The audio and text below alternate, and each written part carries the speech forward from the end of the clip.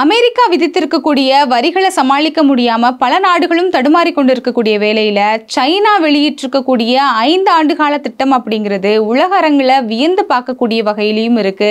பல நாடுகளால இன்னைக்கு பேசப்படக்கூடிய வகையிலையும் இருக்கு. இந்த 5 ஆண்டுகால திட்டம் அப்படின்னா என்ன அப்படிங்கிறத நம்ம முதல்ல தெரிஞ்சுக்கணும்.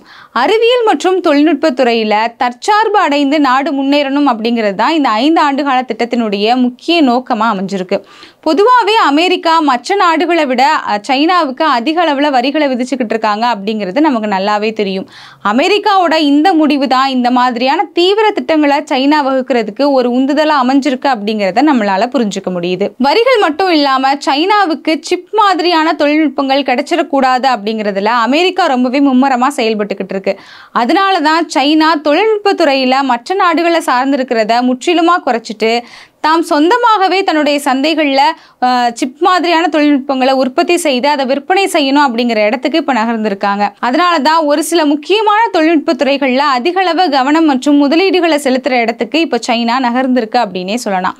குறிப்பாக சொல்லணும் அப்படின்னா இந்த செமிகண்டக்டர் துறையில் சிப் போன்ற தொழில்நுட்பங்கள் சைனாவுக்கு கிடைக்கக்கூடாது அப்படிங்கிறதுக்காக அமெரிக்கா விதித்திருக்கக்கூடிய கட்டுப்பாடுகளால் ஏற்படக்கூடிய பிரச்சனைகளை தவிர்க்கிறதுக்காக சைனா சொந்தமாகவே சிப் தொழில்நுட்பத்தை தயாரிக்கக்கூடிய ஒரு இடத்துக்கு நகர்ந்திருக்காங்க. அது மட்டும் இல்லாமல் இதை தயாரித்து தன்னுடைய சொந்த சந்தையில் விற்பனை செய்யக்கூடிய இடத்துக்கும் இப்போ சைனா நகர்ந்திருக்காங்க. இது மட்டும் இல்லாமல் மின்சார வாகனங்கள், சூரிய சக்தி, காற்றாலைகள் இந்த மாதிரியான துறைகளில் சைனா ஏற்கனவே ஒரு முன்னோடியான நாடாக இருக்குது அப்படிங்கிறது நமக்கு நல்லாவே தெரியும். உலகத்தோட அடுத்த ஒரு தொழில்நுட்ப புரட்சியாக பார்க்கப்படுறது ஏஐ மற்றும் ரோபோட்டிக்ஸ் துறை தான். இந்த துறையிலையுமே சைனா ஒரு முன்னணியான நாடாக மாறணும் அப்படிங்கிறத ஒரு மிகப்பெரிய கொள்கையாக இந்த 5 ஆண்டு கால திட்டத்தில் அவங்க கொண்டு வந்திருக்காங்க.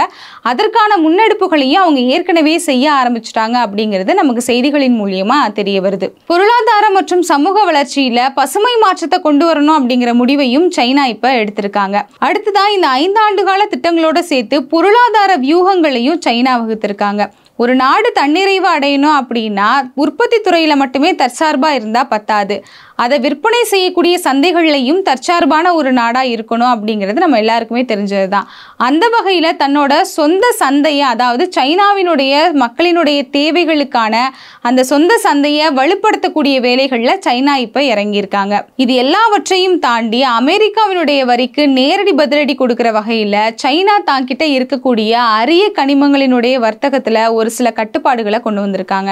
இந்த அரிய கனிமங்கள் தான் சிப் தொழில்நுட்பத்திலையும் மின்சார வாகனங்களினுடைய உதிரி பாகங்கள் தயாரிக்கிறதுலையும் போர் விமானங்கள் தயாரிக்கிறதுல அப்படின்னு எல்லாவற்றுக்குமே ஒரு முக்கியமான மூலப்பொருளாக அமைஞ்சிருக்கு. இதனால வர்த்தக சந்தையில தன்னுடைய பொருளாதார ஆயுதத்தை பயன்படுத்த சைனா யோசிக்காத அப்படிங்கிற மிகப்பெரிய எச்சரிக்கையும் இன்னைக்கு அமெரிக்காவுக்கு விடுத்திருக்காங்க. சுருக்கமா சொல்லணும் அப்படின்னா இந்த 5 ஆண்டு கால திட்டம் அப்படிங்கிறது அமெரிக்காவுக்கு நேரடியான பதிலடி கொடுக்கறது மட்டும் இல்லாம உலகளாவிய தொழில்நுட்ப தலைநகரமா சீனாவை மாற்றும் அப்படின்னும் சீனாவை எல்லா துறைகள்லையும் ஒரு அசைக்க முடியாத நாடா இந்த திட்டங்கள் மாற்றும் அப்படின்னும் எதிர்பார்க்கப்படுது.